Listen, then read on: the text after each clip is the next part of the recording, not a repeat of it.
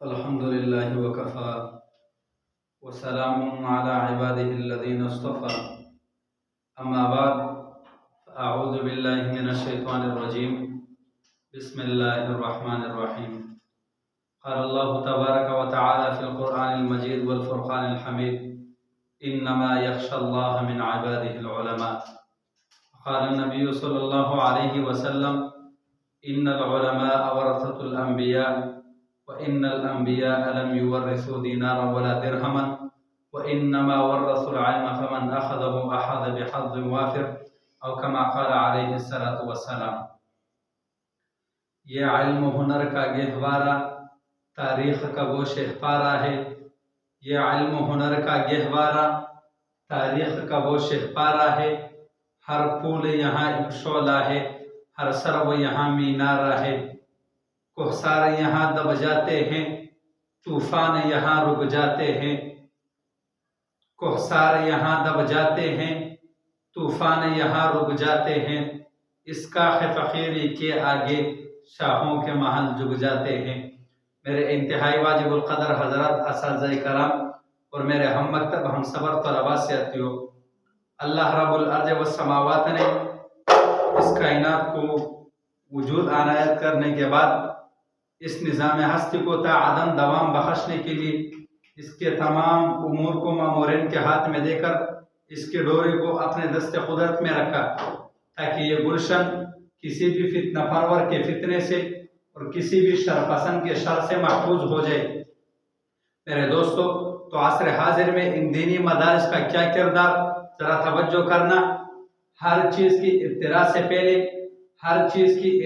سے پہلے ثانیہ کی عقل اور اس کی سمجھ میں اس چیز کا نقشہ, اس چیز کا زاویہ, اس چیز کا خاکہ, اس کا دستور اور منشور ہوتا ہے.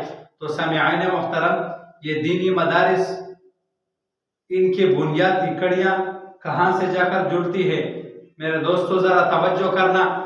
آج سے 1400 سال قبل جب تاجدار دو جہاں صلی اللہ علیہ وسلم اپنی نبوت, رسالت, دعوت اور فکر کے منور کرنوں کو قلوب مطہرہ میں سمونے کا ارادہ فرمایا, تو اس مقصد کے لیے صفہ کے نام سے ایک دینی مدرسے کا سنگ بنیاد رکھا. وہ مدرسہ اگرچہ عمارت کے لحاظ سے بوقت, اونچائی اور لمبائی میں بلا زیب اور زینت, ظاہری آن بان میں من بہاتا نہیں تھا, لیکن میرے دوستو تاریخ عالم کے سیاہ اور سفید اوراق گواہ ہیں کہ اس درسگاہ نے دنیا کے نشیب اور فراز میں کیا بہترین کردار ادا کیا. اس درسگاہ کے فضلاء اپنے وعظ کی خوشالحانی سے لوگوں کے قلوب کو پگھلا رہے تھے, تو کہیں رات کے تاریکیوں کو اپنے آنکھوں کے آنسو سے منور کر رہے تھے, کہیں زہد اور تقوی کے محلات تعمیر کر رہے تھے, کہیں قرآن اور حدیث کے حصول میں دنیا و ما فیہا سے بے خبر ہو رہے تھے, کہیں گھوڑوں کے پشتوں اور شمشیروں کے ہم رکابی کر کے گلشن محمدی صلی اللہ علیہ وسلم کی آبیاری اپنے خون اور جگر سے کر رہے ہوتے. میرے دوستو ذرا توجہ کرنا. کہیں اصحاب رسول اپنے خون اور جگر سے گلشن محمدی صلی اللہ علیہ وسلم کی آبیاری کر رہے ہوتے ہیں. میرے دوستو ذرا توجہ کرنا. آج کی یہ دینی مدارس بھی اس اصحاب صفہ جیسے بہترین کردار ادا کر رہی ہے. اگر یقین نہیں آتا تو آئے میں تمہیں بتاتا ہوں. اس دور میں جب کسی کو مسجد میں امام, مؤذن اور خطیب کی ضرورت پڑتی ہے تو وہ ان دینی مدارس سے رجوع کرتے ہیں. یہ بھی اس مدرسے کا کمال. اس دور میں جب کسی کو مسجد میں امام, خطیب اور مؤذن کی ضرورت پڑتی ہے تو وہ ان دینی مدارس سے رجوع کرتے ہیں. یہ بھی اس مدرسے کا کمال. اس دور میں جب کسی کو نکاح اور طلاق کے معاملات کا مسئلہ پیش آتا ہے تو وہ انہی دینی مدارس کے دارالافتاء سے رجوع کرتے ہیں. یہ بھی ان دینی مدارس کا کمال. پاکستان کی شرح خواندگی 16 سے 36% تک بڑھانے والے یہی دینی مدارس. غربت سے نڈال خاندان جو نان نفقے پر قادر نہیں, ان کی اولاد کو مفت تعلیم فراہم کرنے والے یہی دینی مدارس. میرے دوستو اس دور اور اس صدی میں جب بھی فتنوں نے یلغار کیا تو مد مقابل میں آنے والے کون, وہ انہی دینی مدارس کے طلباء اور فضلاء تھے.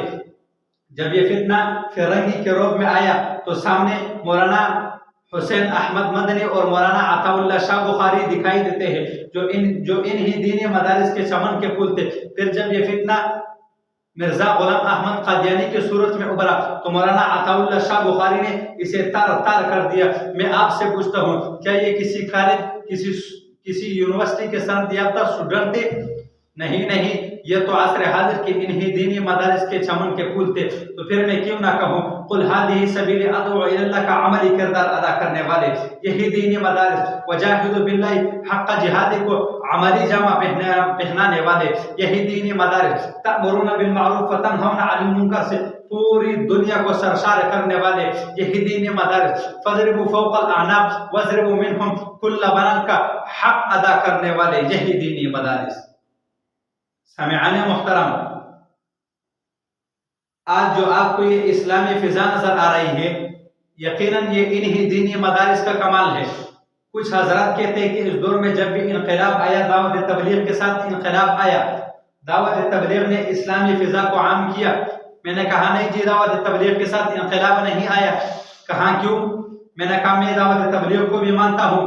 دعوت تبلیغ شروع کیا مولانا الیاس رحمۃ اللہ علیہ نے، اور مولانا الیاس رحمۃ اللہ علیہ اس امت مسلمہ کو انہی دینی مدارس نے دیا تو اصل مدرسہ ہوا۔ پھر کسی نے کہا جی مولانا فضل الرحمان صاحب نے انقلاب لایا۔ میں نے کہا نہیں جی، کہاں کیوں؟ میں نے کہا مولانا فضل الرحمان صاحب اس امت مسلمہ کو انہی دینی مدارس نے دیا تو اصل مدرسہ ہوا۔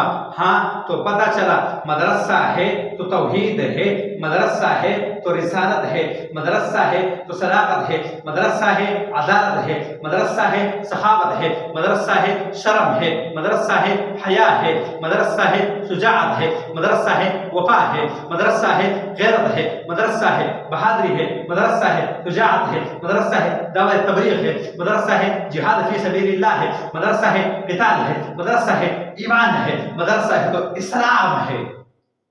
میرے دوستو، انشاءاللہ تعالی ان دینی مدارس کا سلسلہ قیامت کی صبح تک فیوزات اور برکات کے ساتھ ساری اور جاری رہے گا۔ انشاءاللہ تعالی ان کی شاخیں لاکھوں در لاکھوں ہے، جن میں ہمارا جامعہ دارالہدیٰ بھی شامل ہے۔ میرے دوستو، میری سارے باتوں کا خلاصہ یہ ہے، الغرض دینی مدارس کے بغیر امن اور امان کا قیام اور اسلامی تشخص کی بقا مشکل نہیں بلکہ ناممکن ہے۔ اللہ تبارک و تعالی ہم سب کو کہے سنے پر عمل کرنے کی توفیق نصیب فرمائے۔ وآخر دعوانا ان الحمد للہ رب العالمین۔